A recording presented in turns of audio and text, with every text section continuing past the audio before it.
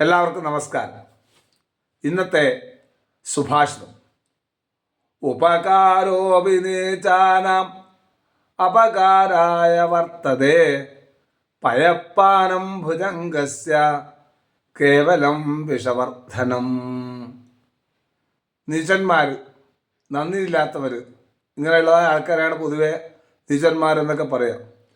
അപ്പോൾ നീചന്മാർക്ക് ഉപകാരം ചെയ്താലും അത് ഉപദ്രവമായിട്ട് നമുക്ക് മാറാറുണ്ട്. ഇവിടെ ഉദാഹരണമായിട്ട് പറയുന്നത്, ഒരു പാമ്പിന് നമ്മൾ അല്പം പാൽ കൊടുത്താൽ ആ പാലും പിന്നീട് വിഷമായിട്ട് മാറുന്നു. അതുകൊണ്ടാണ് നമ്മൾ പറയാറ് പതിവ്, പാമ്പിന് പാൽ കൊടുത്തതുപോലെ എന്നൊക്കെ. വലിയ പ്രയോജനമൊന്നുമില്ല. ഈ സമൂഹത്തിൽ നമ്മൾക്കിങ്ങനെ പല കാര്യങ്ങൾ കാണാം. നമ്മളോടൊക്കെ ഇപ്പോൾ ചിലപ്പോൾ ആൾക്കാരൊക്കെ പൈസ കടമായിട്ട് വന്ന് വാങ്ങി പോകാറുണ്ട്. അത് ഇന്ന ദിവസം തരാം എന്നൊക്കെ പറഞ്ഞുകൊണ്ട് വാങ്ങിയിട്ട് പോകും. പക്ഷേ അവരവിടെ പൊടി പോലും പിന്നീട് കാണില്ല. എത്ര തന്നെ നമ്മൾ ആവശ്യപ്പെട്ടാലും തരില്ലേ, നിങ്ങൾക്കെന്താ ഇത്ര വിഷമം, മേടിച്ച് തരാതിരിക്കുമോ, ഞങ്ങളിതുവരെ ആരെയും വഞ്ചിച്ചിട്ടൊന്നുമില്ല, ഇതൊക്കെയുള്ള വാക്കുകൾ നമുക്ക് കേൾക്കാം. ഇങ്ങനെ പറയുന്നവരെയൊക്കെ നമ്മൾ നീചന്മാരായിട്ടാണ് കണക്കൂട്ടാറ് പതിവ്. പറഞ്ഞ വാക്കിന് വിലയില്ലാത്തതും. പുരാണത്തിൽ നമുക്കൊരു കഥ കാണാൻ സാധിക്കും. മൃഗാസുര കഥ എന്നൊക്കെ പറയാം, അല്ലെങ്കിൽ ഭസ്മാസുരൻ എന്നൊക്കെ നിങ്ങൾ കേട്ടിട്ടുണ്ടാവും.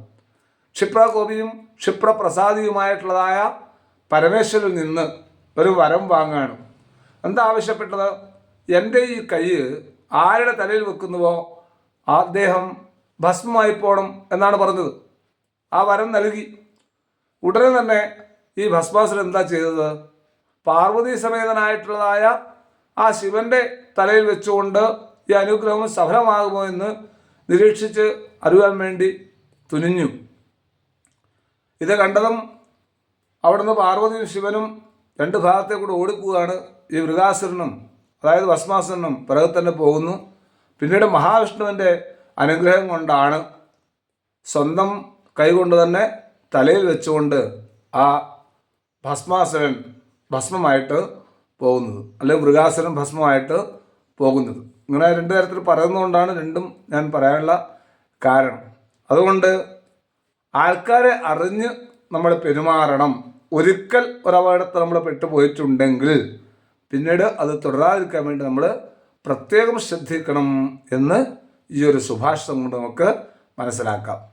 ഉപകാരോപിനീചാനാം അപകാരായ വർത്തതേ പയപ്പാനം ഭുജംഗസ്യ കേവലം വിഷവർദ്ധനം. നന്ദി, നമസ്കാരം.